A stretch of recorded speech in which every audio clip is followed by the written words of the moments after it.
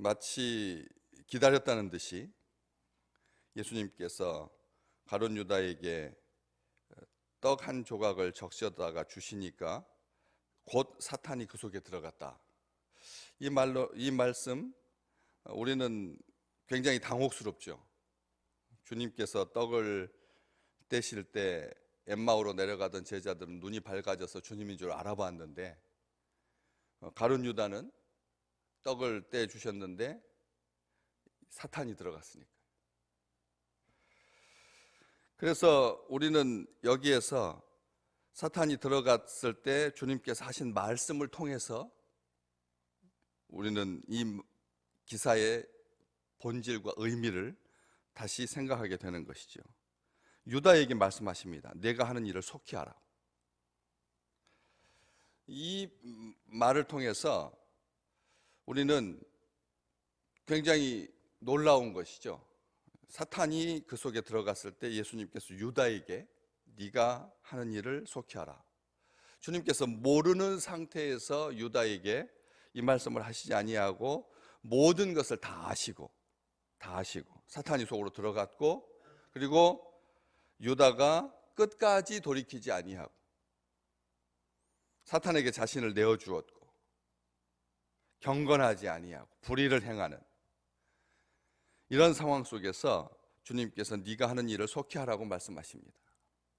이것은 주님께서 유다가 하는 일에 대해서 몰랐다면 이 제자들하고 똑같은 거죠. 나머지 제자들은 유다가 돈깨를 맡았기 때문에 명절에 제자들과 예수님이 일행이 쓸 물건을 사라고 하시는지 또 가난한 자들에게 무엇을 주라 하시는 줄로 생각했다라고 하는 29절의 이 기사와 하나도 다를 바가 없는 것입니다.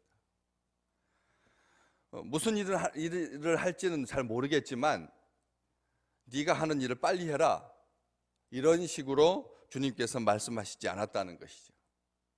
배반하고 팔고 그리고 악한 길을 가는 이 사탄에게 이미 점령되어서 이제는 자기의 생각도 없고 자기의 마음의 뜻도 없고 계획도 없는, 포기하고 절망한 마지막 순간까지 보내주셨는데 더러워진 이 더러운 욕심에 내버려 두시는 것, 이것이 하나님의 진노라고 로마서 1장에서 바울은 분명하게 말합니다. 욕심대로, 더러운 욕심대로 내버려 두는 것이 하나님의 진노다, 이렇게 말씀하십니다. 우리가 상관이 없게 되는 거죠. 이제는 관계가 끝나는 것입니다. 그래서 내보낼 수밖에 없었다는 것이죠. 앞쪽에서 이미 목욕한 자는 발밖에 씻을 필요가 없다, 온몸이 깨끗하다, 너희가 깨끗하지만 다는 아니다 라고 말씀하셔서 이 요한을 내보내심으로 말미암아 제자들을 깨끗하게 하십니다. 우리는 이게 안타까운 일이긴 합니다. 우리가 뭐 그렇게 사랑이 많은 건 아닌데 얼마나 더 끝까지, 언제까지 십자가 아래까지 아니면 지옥까지 사랑해주고 용서해주고 이해해줘야 하는가 라고 하는 생각을 하게 된다는 거예요. 우리한테는 그렇게 못하면서 예수님한테만 조금 더, 언제까지요? 언제까지 봐주고 언제까지 이해해주고 언제까지 용서해주고 언제까지 농락을 당하고 언제까지 속아주느냐는 거죠. 한계가 있습니다. 부모도 자녀를 키우면서 적정한 선까지입니다. 어느 선까지지 그 선을 넘어서게 되면 무섭게 다그치게 되어 있습니다. 사랑하는 자식을 징계하는 것이 참 사랑인 것입니다. 징계하지 않는 것은 사생자입니다. 그렇기 때문에 이게 심판인 것입니다. 가룟 유다에 대한 하나님의 심판인 것입니다. 내보내시는 것입니다. 속히 하라고 하시는 것입니다. 나가는 것입니다. 밤의 자식이 되고 맙니다. 유다가 그 조각을 받고 곧 나가서 밤이 됐습니다. 밤으로 걸어 들어갑니다. 멸망의 길입니다. 절망의 밤으로 끝나고 맙니다. 놀라운 기회를, 그릇된 욕망을 채우는데 허비하고 말았습니다. 그래서 예수님의 동생이었던 유다는 유다서 1장 12절에 이 가룟 유다에 대해서 애찬의 암초라고 말하고 있습니다. 애찬의 암초.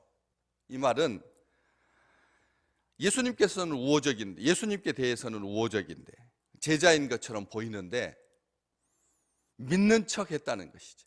애찬의 암초라고 하는 말, 지지난주 말씀드렸지 않습니까? 반만 진리인 것, 그것보다 더 위험한 것은 없다. 차라리 바다에 깊이 가라앉은 배가 다른 배의 항해를 방해하지 않는다. 그렇기 때문에 겉과 속이 보이는 것과는 얼마나 다를 수 있는지를 이 가룟 유다를 통해서 우리는 보게 됩니다. 아는 자가 없었습니다. 얼마나 잘 속였으면, 철저하게 이중성을 가지고 있었으면 3년 동안 함께했던, 정말 우리가 생각하는 3년의 개념이 아닌 거죠. 먹고 자고 혼연일체가 되어서 한 몸처럼 움직였던 다른 제자들조차 이 가룟 유다가 도대체 무슨 꿍꿍이 속을 가지고 있는지를 전혀 몰랐습니다. 아무도 몰랐습니다. 유다가 배신자가 되리라고는 꿈에도 몰랐습니다. 얼마나 설득을 잘하는지, 얼마나 성실한지, 얼마나 탁월한지. 창의적이지 않습니까? 예수님을 팔기 위해서 밤중에 사람들이 예수님이라고 하는 것을 모를까 봐 내가 입 맞추는 자가 바로 그다, 군호를 짜서, 암호를 짜서 신호로 스승을 배반하는데 다른 것, 뭐 손가락으로 가르친다거나 아니면 주변에 무슨 뭐가 있는 이런 어떤 상황을 만들어서 예수님을 파는 것이 아니라 사랑의 입맞춤으로, 우호의 입맞춤으로, 존중의 입맞춤으로, 예수 그리스도를 존경하는 그 입맞춤으로 파는 암호를 삼았을 정도니까 굉장한 거죠. 보통 사람, 미련한 사람은 그렇게 하지 못합니다. 세련되고요. 이 가룟 유다라고 하는 이 말이, 가룟이라고 하는 지방, 그리옷인지 여기까지도 모릅니다. 아무도, 어떤 이 지구상에 있는 사람도 이 가룟이라고 하는 지명이 어디라고 특정하지 못합니다. 아무도 모릅니다. 예루살렘 가까이 있었다라고 하지만 전부 다 자기에게 편한 대로, 히브리 사람들은 히브리 사람대로, 그리스 사람들은 그리스 사람들대로 자기 언어 가지고, 아람어를 사용하는 사람들은 아람어 가지고 판단하는데, 이 가룟, 그리옷이라고 하는 그 말 속에는 세련된, 도시의 라는 뜻이 있습니다. 가룟 유다라고 하는 말은 도시 남자, 요즘 차도남이라고 하는 말 들어보셨죠? 차가운 도시의 남자. 아주 이성적이고 자기 것 잘 챙기고 세련되고 재빠르고 하는, 이 가룟 유다는 세련된 사람이었습니다. 또 얼마나 이타적입니까? 말끝마다 가난한 사람들 생각하고. 그런데 그것이 철저한 이중성이었고 간교함이었다는 거죠. 매우 치밀하고 위선적이고 능수능란하고 아주 이중적입니다. 가룟 유다가 가지고 보여주는 이 차원이 얼마나 극과 극인지요. 교활하고 기만적이고 속임수에 능하고 가증한 그런 일들을 행했다라고 하는 것이죠. 그렇기 때문에 다른 제자들과 함께 둘 수가 없었습니다. 이제는 쳐내야 했습니다. 깨끗하게 끝내야 했습니다. 네가 하는 일, 네가 하고 있는 일, 네가 할 일이라고 하지 아니하고 예수님께서 뭐라고 말씀하시냐면, 유다야, 네가 하는 일, 이 말은 하나님의 일이 아닌 거죠. 네가 하는 일이니까, 너의 일이니까, 배반하는 일이고 스승을 파는 일이었고 악한 일이었습니다. 그런 일을 하라고 내보내시는 것입니다. 결과적으로는 제자들이 깨끗하게 되었습니다. 그런데 이게 다른 제자들에게 감염되는 것을 막기 위해서 가룟 유다를 그냥 빨리 내보내는 것이 아니다라고 하는 것을 어디서 알 수 있느냐면 31절 바로 뒷장을 넘기시면 31절에 기록되어 있습니다. 같이 보시면 같이 읽을까요? 그가 나간 후에 예수께서 이르시되 지금 인자가 영광을 받았고 하나님도 인자로 말미암아 영광을 받으셨도다. 아멘. 이 가룟 유다를 내보내는 것이 안타까운 일이지만 그로 말미암아 어떻게 됐다고요? 하나님께서 영광을 받으셨다고 깨끗해졌다는 것입니다. 무리가 깨끗해진 것입니다. 그가 나간 후에 예수께서도 영광을 받으시고, 다시 말하면 모든 것을 아시고 또 이 일로 인하여서 하나님께 영광이 될 것이다라고 하는 것을 아시고 네가 하는 일을 속히 하라. 다시 말하면 모든 것을 다 장악하고 계시는 거죠. 유다가 하는 그 일을 주님께서 어떻게 하신 것입니까? 허락해 주신 것입니다. 배반할 것인데 가장 아프고 가장 아련하고 가장 불쌍한, 정말 끝까지 바로 옆에 두고 사랑하시고 아끼시고 그렇게 했던 가룟 유다를 내보냄으로 말미암아 하나님께서 이 일을 명하셨고 그 사명을 완성하기 위해서 유다가 가는 그 길을 예수님께서 안타깝지만 허락해 주셨다는 것입니다. 모든 이 지상의 부모가 그렇습니다. 자녀들이 끝까지 고집하면 그 길을 부모님께서 허락해 주시는 거죠. 허락해 주시는 것입니다. 못하는 게 아닙니다. 어쩔 수 없어서 하는 게 아니다라고 하는 것이죠. 오늘 또 우리는 주의 백성으로 삽니다. 그렇지만 더러운 일을 행한다면 그것은 더러움에 내버려 두게 되는 것이고 불의를 행하게 되는 것이고 모든 경건하지 않은 일을 하게 되는 것입니다.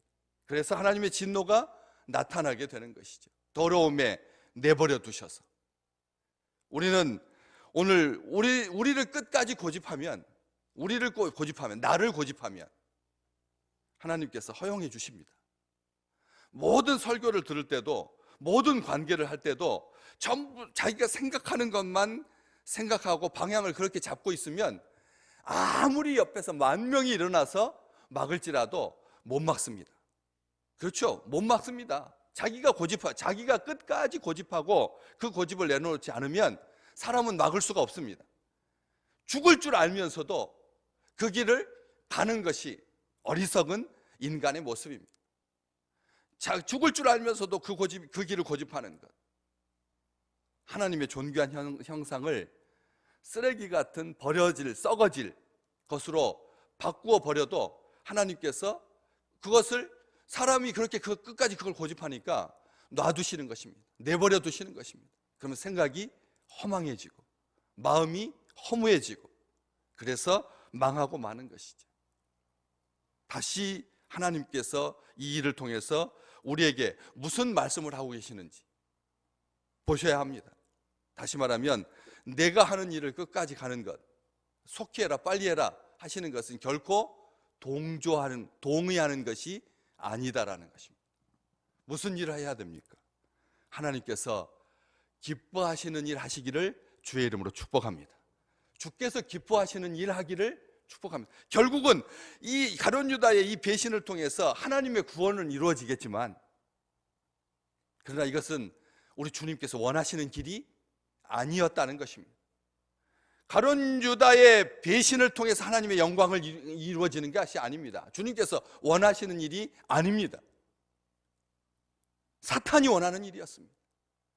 우리가 원하는 일은 하나님께서 원하시는 일이 되어야만 그게 가장 아름다운 일이고 향기 나는 일입니다.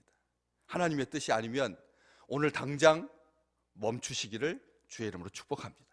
우리가 이런 상황이 아니었다면 우리는 이 자리에서 하나님께 기도하지 못했을 것입니다. 그렇죠? 우리는 이 자리에서 기도하지 못했을 것입니다. 여러 가지를 생각했을 것입니다.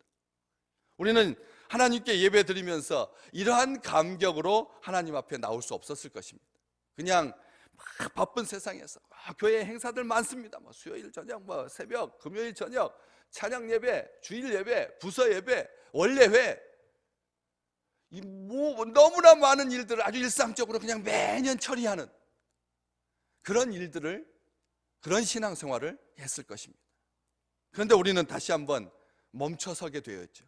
멈춰서서 생각합니다. 하나님이 기뻐하시는 일이 무엇일까를 생각하게 된 것이죠.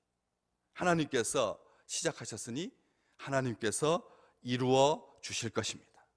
하나님의 기뻐하시는 일을 행함으로 하나님께서 이루시는 그 놀라운 축복이 우리의 생애 가운데 내가 이룬 것 같지만 하나님께서 이루시는 그 놀라운 능력이, 그 존귀한 일들이 우리의 생애 가운데 앞으로도 계속 이어지시기를 주님의 이름으로 축복합니다.